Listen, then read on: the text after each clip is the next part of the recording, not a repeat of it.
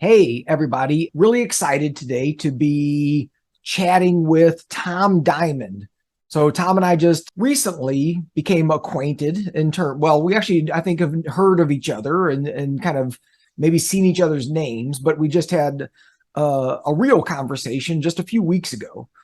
And Tom's into a lot of the same kind of stuff that I'm into, right? So technology and meditation and virtual reality, and how do we put all these cool things together in a way that is helpful and useful for us personally, but also for everyone else and the people that we work with.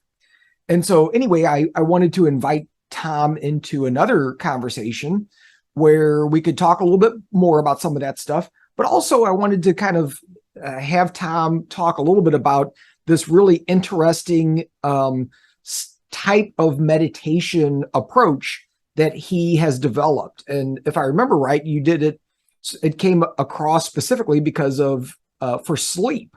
Is that right? Yes, that's correct. In Yeah. my So early when, years. so, Yeah. so when we get to that, I hope you'll talk about that because, I know a lot of Mhm. people have a lot of significant issues with sleep. And so if there is a particular approach, anything that can help with sleep, I think people would be very interested in that.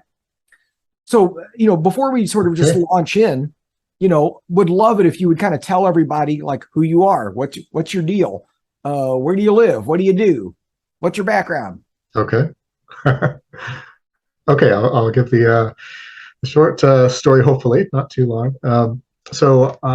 My background's in psychology. I'm doctor of psychology. I'm actually doctor of industrial and organization psychology, which is the business side of things, and then have my master's in clinical psychology. So I have this kind of interesting blend of business and mind. And that's taken me to wonderful places in my psychology career. Um, and currently, I'm directing a brain health program, so I'm very, very, very interested in brain stuff right now.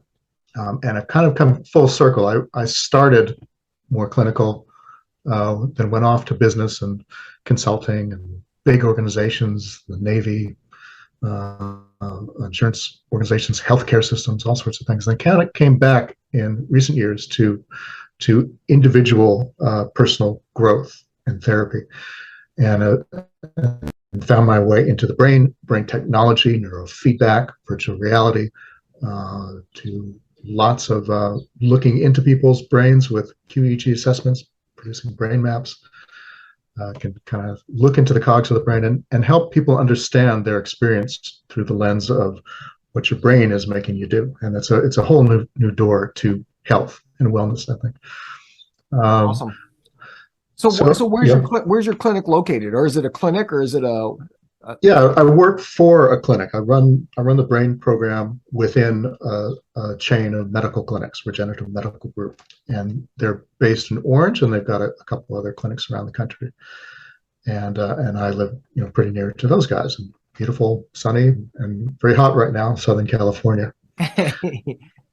yeah, So, but yeah, it's a great place to live. And only here recently, having been in Canada for many years, in a completely opposite climate, very beautiful west coast of Canada, but very rainy, dark, yeah, cold 9 months. Now it's all sun, all heat, and it's quite a switch. Enjoying yeah. it though. So are there particular, clients or populations that you work with this brain Mhm. health program that you've developed? Yes. Uh, mostly mostly older folks, 50 on up, lots of seniors, lots of sleep and anxiety problems. That's definitely my bread and butter. And the whole brain world gives me lots of new leverage on helping people sleep and calm down, deal with trauma, deal with head injury. And meditation is certainly one of those tools. That's been lifelong for me. I started when I was 15, so I've been at it 45 years. And and it's been a very, very powerful influence in my life, and certainly one of the heavy hitter tools that I bring in my brain toolkit to help people with sleep and other things. Mm-hmm. Yeah, and I obviously want to talk, in more depth about the meditation approaches that you're using, because obviously that's of course something we're interested in. Um, but but I'm also curious, this kind of working with older folks, and of course, Hmm. based on what you just said, we both kind of fit into that age category that you just described. But Right. but using technology, and I'm gonna kind of consider meditation a technology in this context, Mm. but for brain health, right? So for improved sleep, for less anxiety, but probably also for cognitive functioning, I would guess, especially dealing with sort of an older Absolutely. population. Um, so, Yes. so like, what kinds of tools do you, in addition to the meditation, like Hmm. what other kinds of stuff do you guys, what other tools do you use to help people?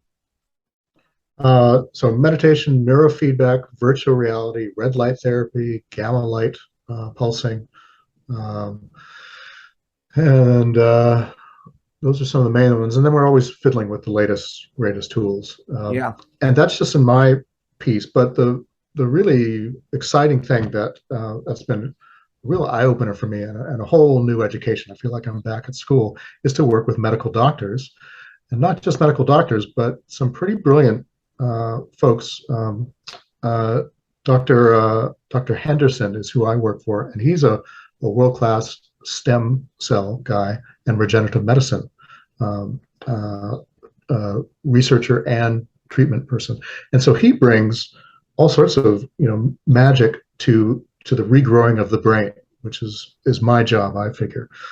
And so he brings peptides and stem cells and exosomes and blood-brain barrier busters and all sorts of medical things to this program that we do to help people strengthen their brains. And of course, as you're aging, that becomes your biggest focus. You want to keep your Mm-hmm. marbles as long as possible.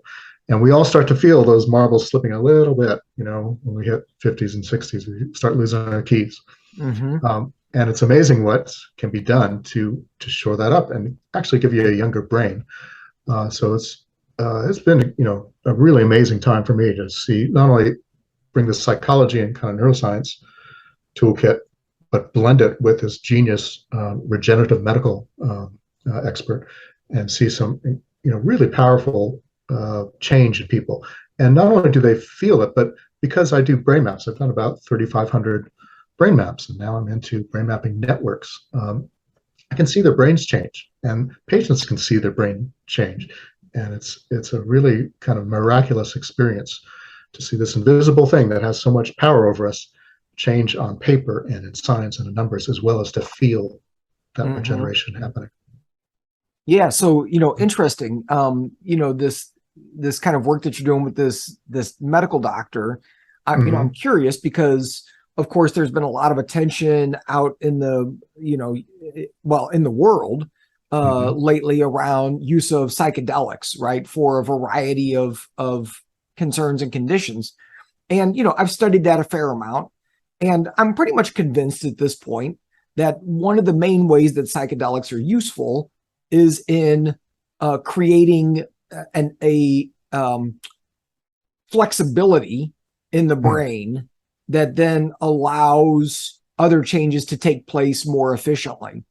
And I think different psychedelics have different mechanisms of how they do that. But I'm pretty convinced that that's one of the main things that is happening. And so it almost sounds like, if I'm thinking of it right, that what you're doing with this doc is kind of the same idea, but you're just Mm-hmm. using other ways to help the brain be more flexible and more adaptive, using various other medical approaches, so then you can do your job more efficiently. Is that fair? Or Yeah, I think that's fair. I like to think of the brain as a different kind of muscle, a muscle of energy and thought. And when we exercise it and become connoisseurs of the brain, we become athletes, brain athletes. And anything that makes our brains stronger, faster, more flexible, I think helps us not only live better lives, but actually become younger. So this whole anti-aging movement in medicine and wellness, I think, is part of this changing understanding of the brain, where we're realizing, hey, if we become brain athletes, we can actually add years quantitatively to our lives, but also qualitatively, we can become much healthier. And So to your point, flexibility is a massive part of being a great athlete, of the brain, of the body, of any sport you can think of, and it's part of being young. It's part of being young and nimble and flexible and able to change and react quickly. Mm-hmm. So yeah, it's this whole world that's opening up, I think, through the brain that many of us are coming at from different angles, but we're all getting into the same ball game, the ballpark. Well, and maybe this is a good tie-in to getting us over toward the meditation is, Mm. there's been a lot of I'm not telling you something you don't know here, but there's been a lot of work over the last 20 years showing that various things increase bdnf in the brain, brain derived neurotrophic factor.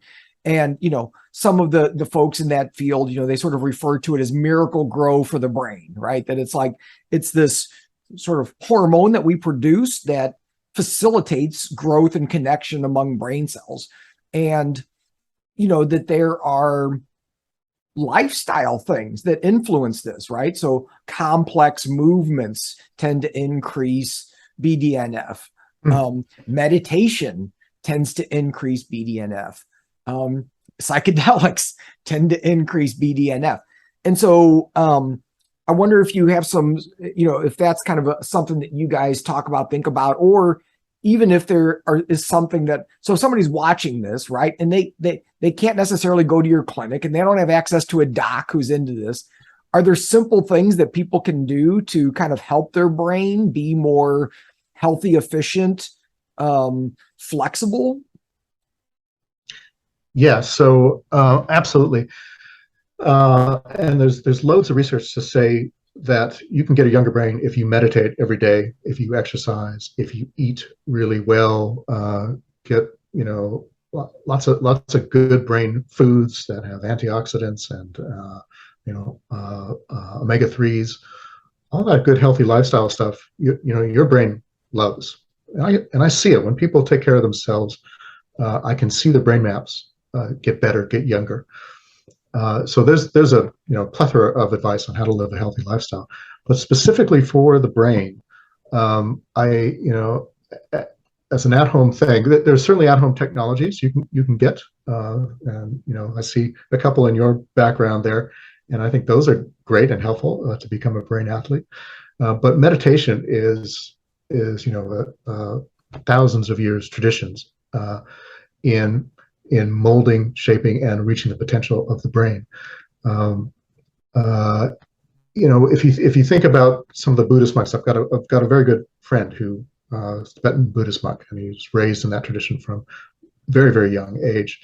And he can do things like go sit in a dark room for 47 days and come out absolutely euphoric, whereas the rest of us, who don't have that Olympic level brain athleticism, we go into a room for a week and we come out crazy.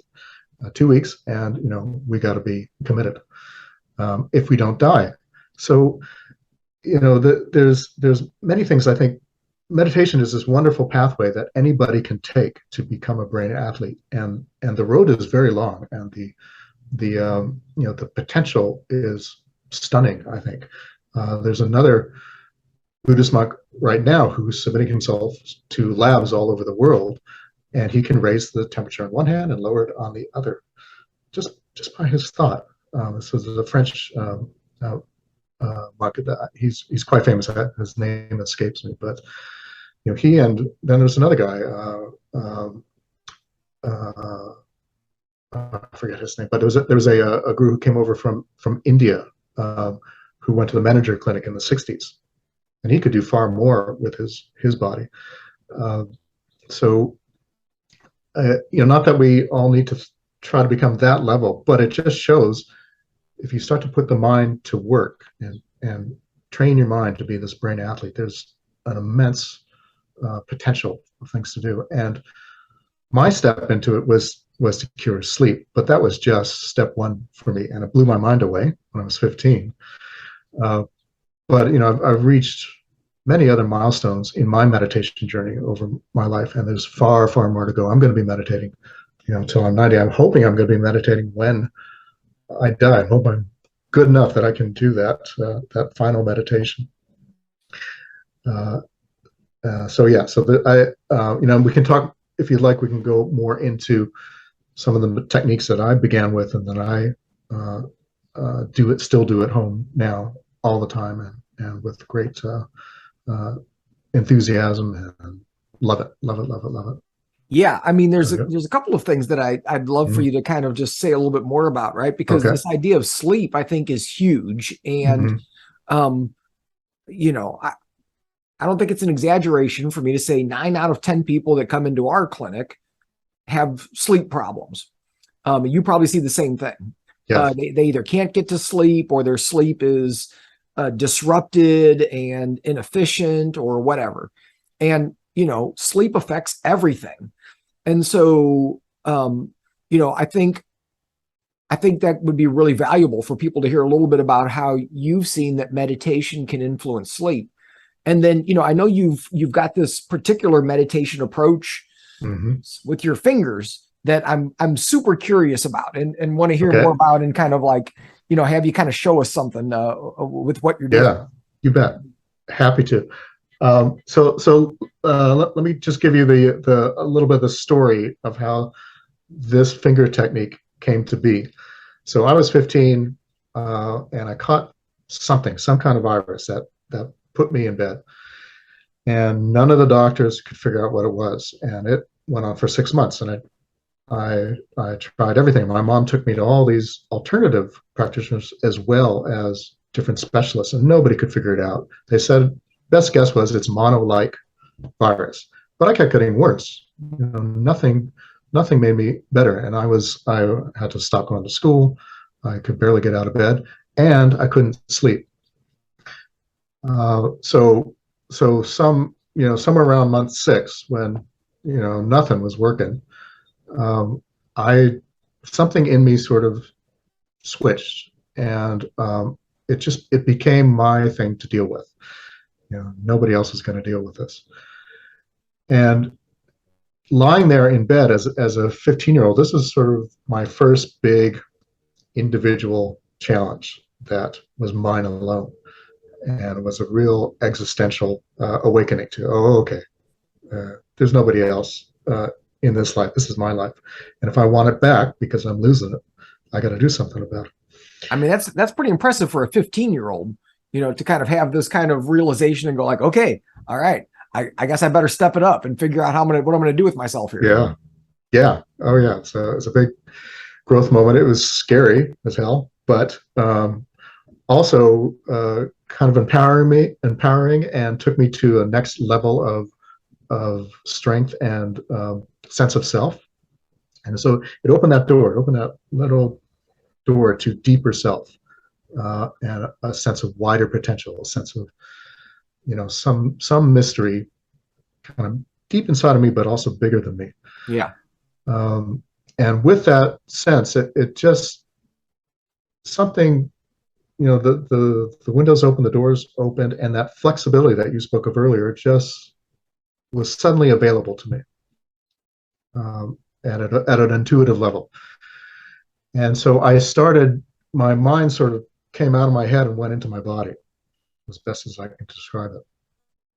Um, and my awareness began to expand, and I really started to feel all parts of my body in just a heightened sensitivity. Um, and that led me to a deeper relaxation, and that relaxation I felt particularly in my hands. And physiologically, that makes a lot of sense. When you relax, your blood flows to your extremities, your temperature raises in your hands and your feet. Later, quite down the road, I realized from my Buddhist friends that health and sleep meditation are often located in the hands, in their techniques. I didn't know that at 15. I had an intuitive experience that told me, hey, there's a lot going on in my hands.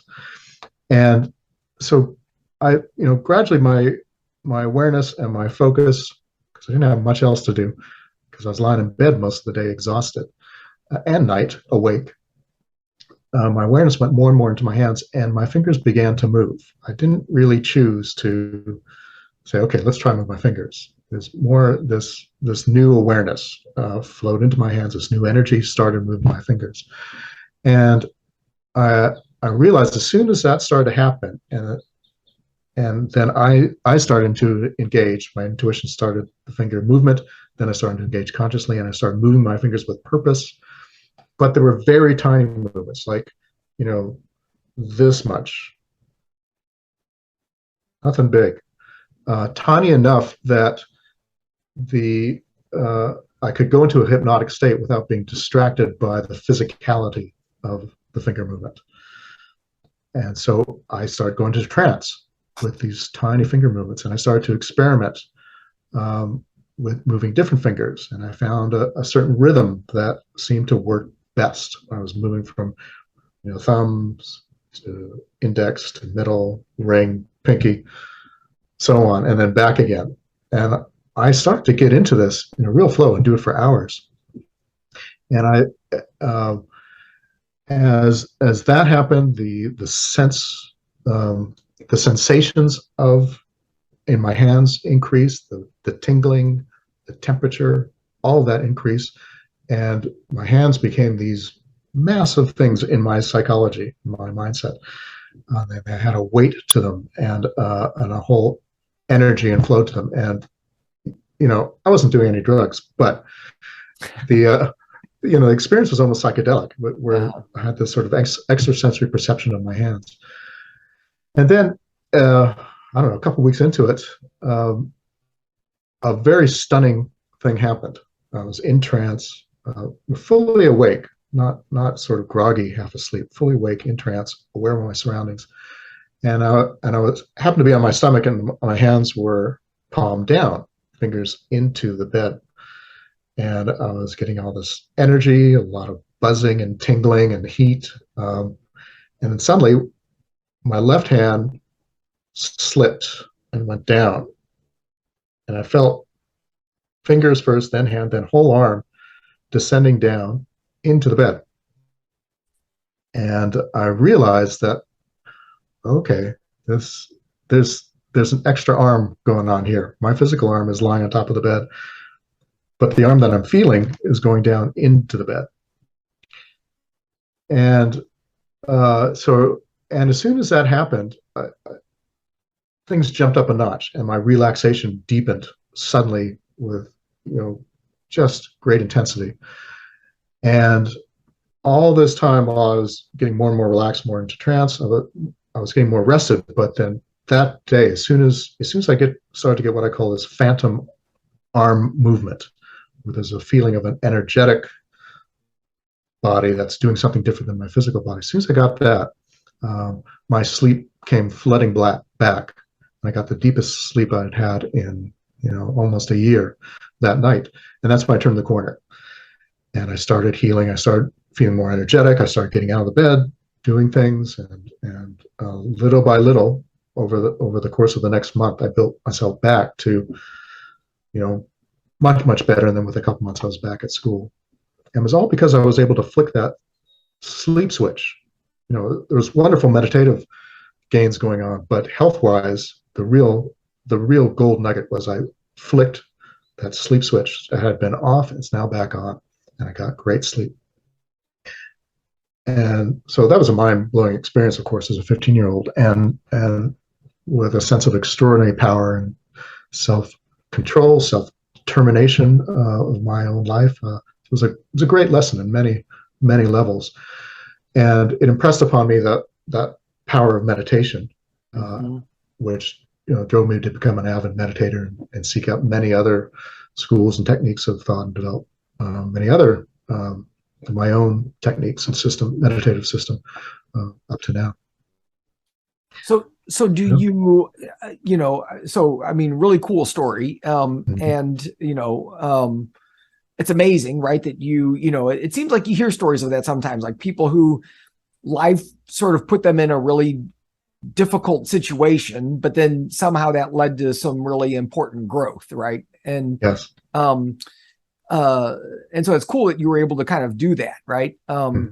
And so what's your sense of what was going on there? I mean, do you feel like you were tapping into what people might call your energy body, and that somehow you were kind of, whether it's astral projection or an energy body or whatever. Like, do you feel like that's what was going on, or do you feel like there was something else happening there?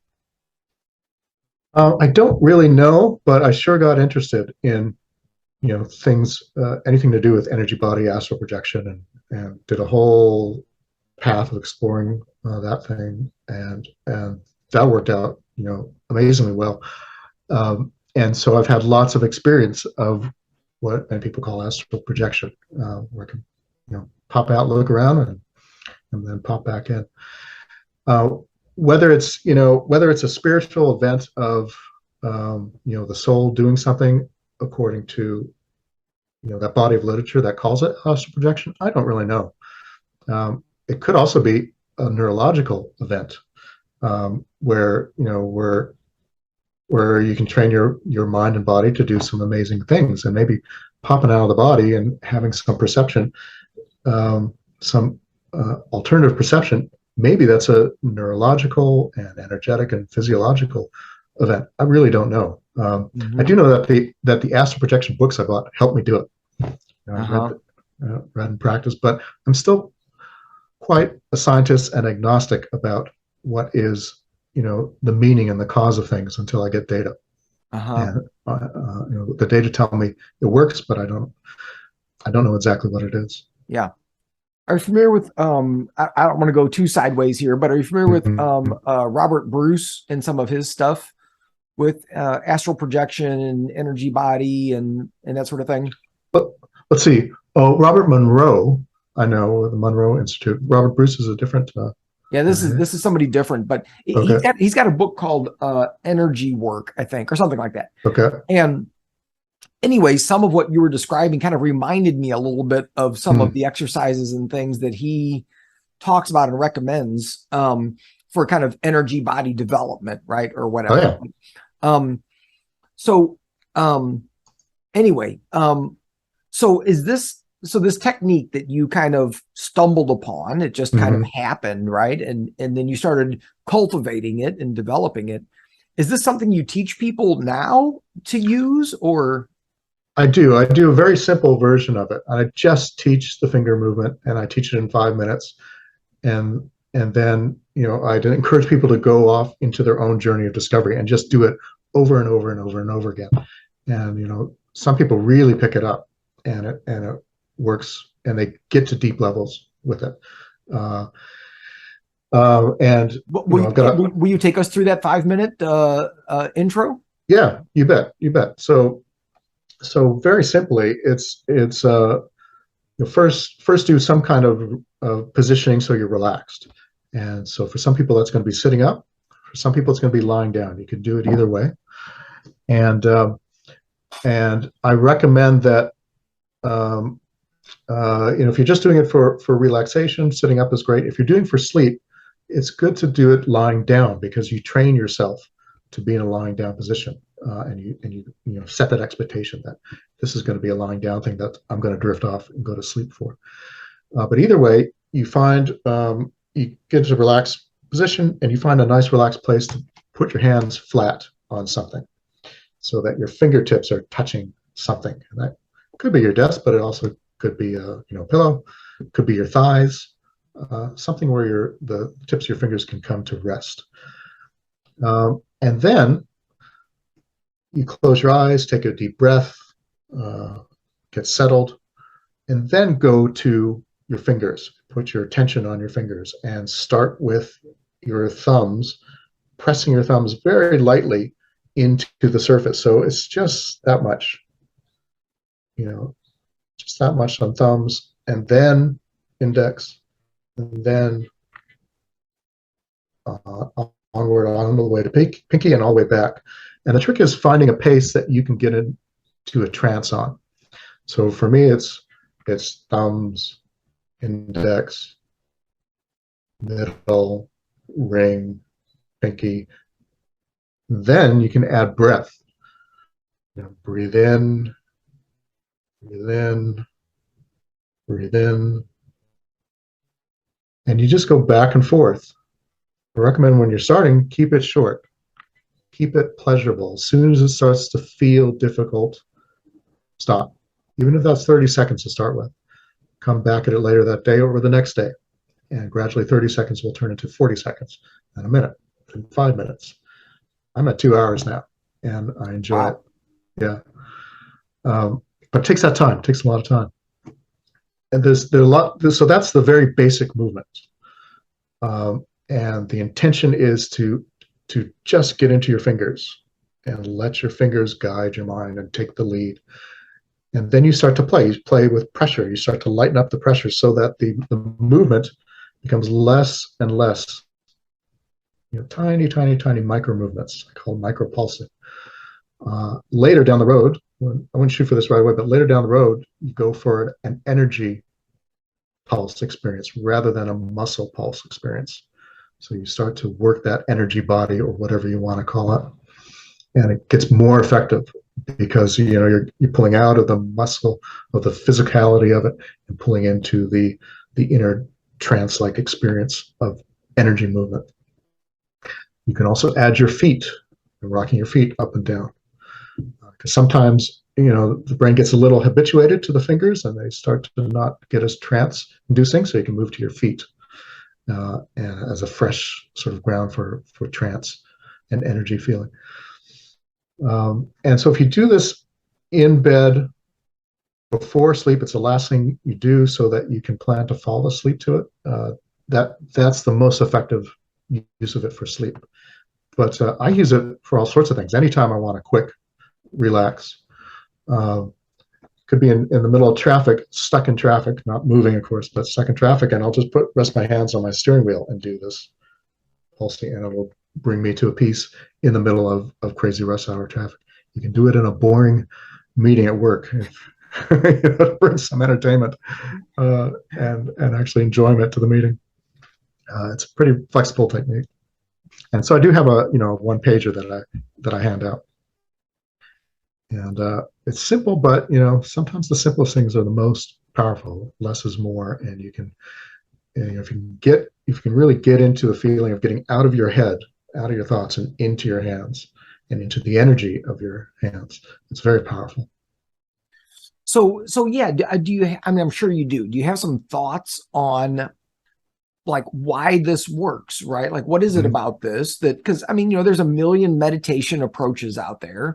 And, they're probably all good for something, but what is it about this? Because you describe it and it's like, well, that doesn't sound terribly complicated. And, you should be able to teach most people how to do this fairly simply. I mean, you just taught us, right?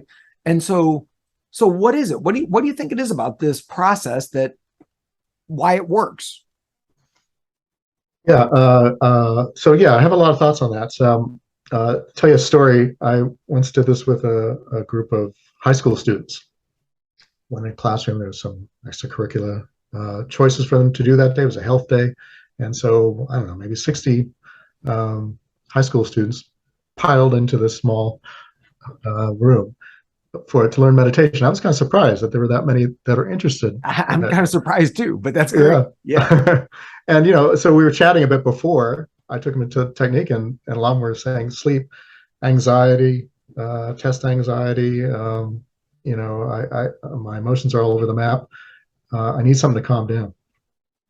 So I took them through this, and half of them started to lie down, got out of their desk, lie down on the floor, and we're doing this. And by the end of 15 minutes, half of them were asleep. And so what I think is going on is a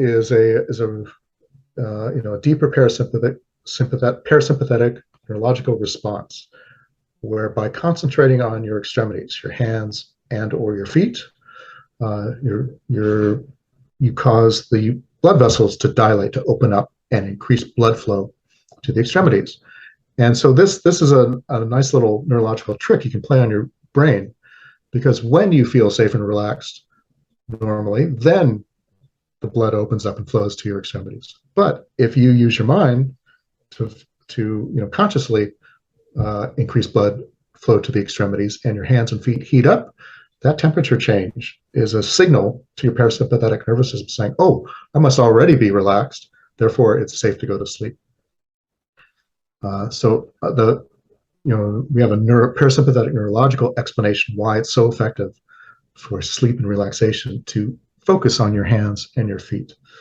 And it's a very well medically sound proven fact that when you concentrate on a part of your body, your blood vessels open up there, and blood flow increases. So we have a nice, physical neurological explanation there. I think though there's something else going on energetically, that energy body or whatever it is.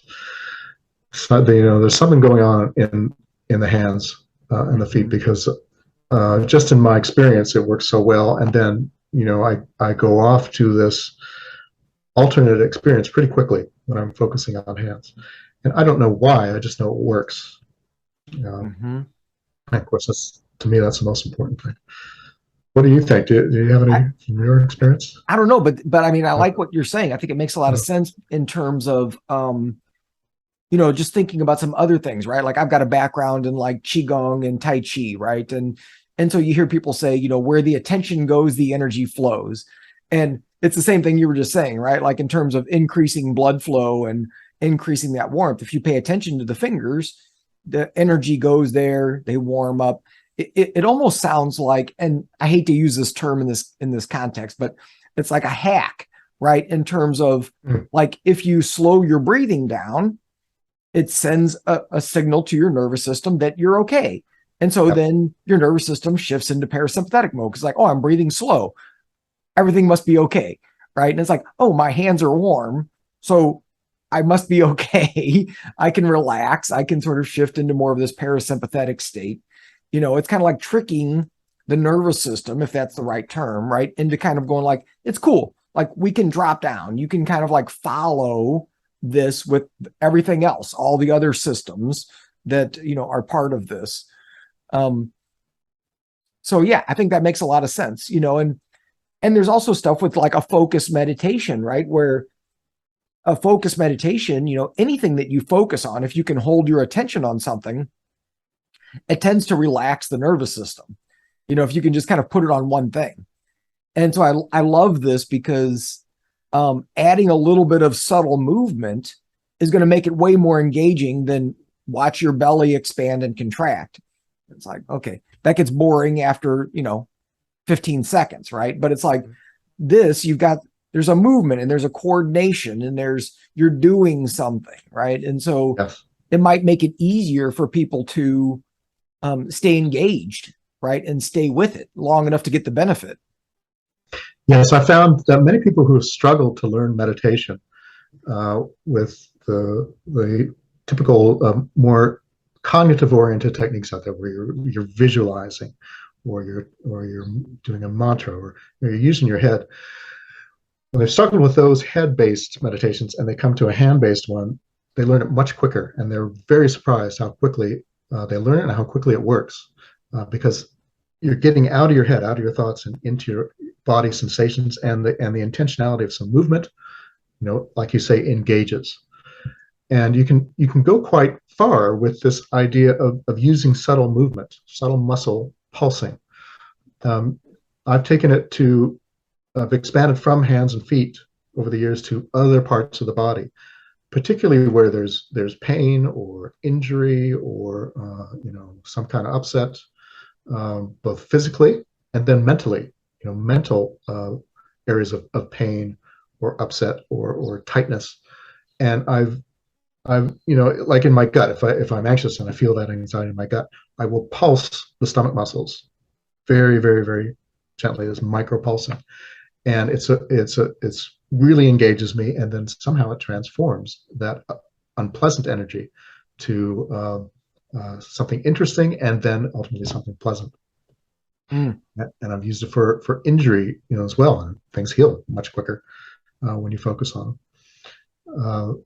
And then loop in the breathing as well, so it's a real full body thing. So I've taken the idea of the body scan, added pulsing to it, and then focused targets for mental and physical benefits, and spiritual as well. when I go 2 hours, I'm not just focusing on my fingers. I'm going on this massive journey throughout my body and spirit, and using that attention, drawing it through micropulsing of the muscles, and going on, quite an interesting journey that never gets boring. I mean, sometimes I have to drag myself away from meditation. It's a really interesting door. Yeah, it's very cool. And I really like the idea, because there's an element of mindfulness in here as well, right? Mm-hmm. Where it's like one of the things that I've seen it in multiple systems where the idea that, if there's something that's causing you pain, whether it's physical pain, emotional pain, whatever, if you actually acknowledge it and pay attention to it and sit with it, very often it will dissipate the energy. It's like you, by paying attention to it, you kind of you move the energy. Yes. And so I love that, right? It's like you've incorporated that into this process as well, right? That it's like, okay, go there, right? If something is uncomfortable, well, go there, but go there in this very gentle, easy way and watch and see what happens. And, it sounds like from an energy perspective, like you could even do this, and maybe this is kind of what you're suggesting, is like, you could do this with the chakras. Yes. And I've definitely taken it to that, to a 5-point meditation, going up. What I like 5 chakras because that just makes intuitive sense to me when I'm exploring my body. They feel like there's 5 points for me, which really, hit home and have an energy focus. And so I've used this idea, with the chakra framework, and that has taken me to a spiritual discipline of this method. Right. And I start in with a physical energy focus, but then go to guides and other things that kind of resonate for me around the chakras. And, I use that word lightly because, I've done a lot of reading, but again, the word chakra and all the religious meaning behind chakra, I don't know about. Yeah.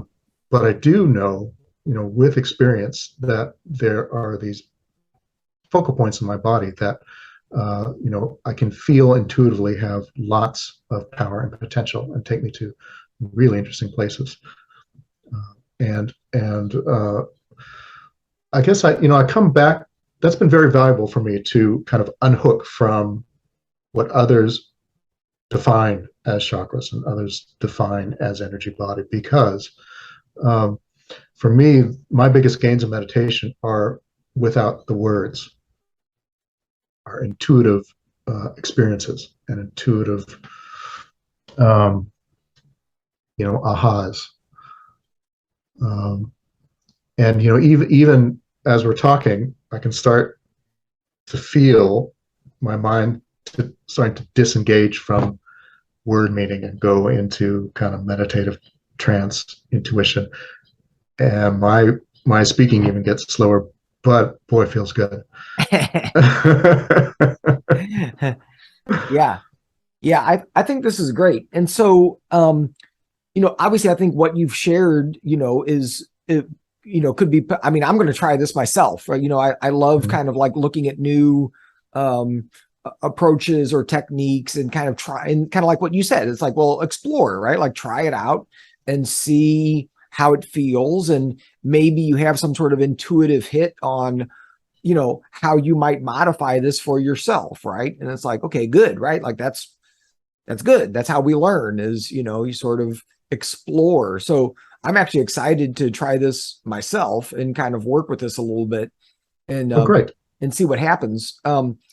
I'd really like to underline what you just said about being an explorer with meditation. I think mindset is so important that it's really the make or break of meditation. It's not how you do the techniques. It's the feeling you bring to the technique, the mindset you bring. And if you bring an explorer mindset of discovery, and not so much trying to do what somebody else is doing, but opening a door, using techniques to open a door to yourself. That's where the real gold nugget lies. And what was I going to say about that? There's I've gone quite far in my own experience, and I've been able to translate some of that into systems of techniques I can choose, teach others. And here's what I want to say is if you come with that explorer mindset to meditation, you can use meditation for anything. And that's really why it's been so valuable in my life, that it's spread. It came from this seed of sleep and healing and has spread to every single aspect of my life. And so meditation isn't just this spiritual development thing. It's a lifestyle. It's a tool to craft, to become the captain of your own destiny, to craft your own life, to come with a mindfulness sense of purpose that gives you power over your life. I've taken some of these ideas and extended it into psychology.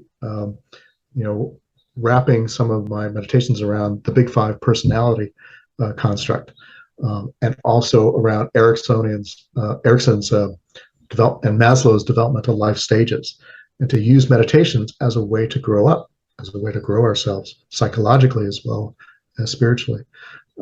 I just saw this fantastic movie last night, 13 Lives, about the kids who got trapped in the Thai cave. Yeah. Their coach, this is a soccer team of young kids, and their coach, for the first 10 days while they were trapped in that cave with no help, nothing, their coach taught them to meditate through 10 days of utter isolation, darkness, no food. Thank God they had water.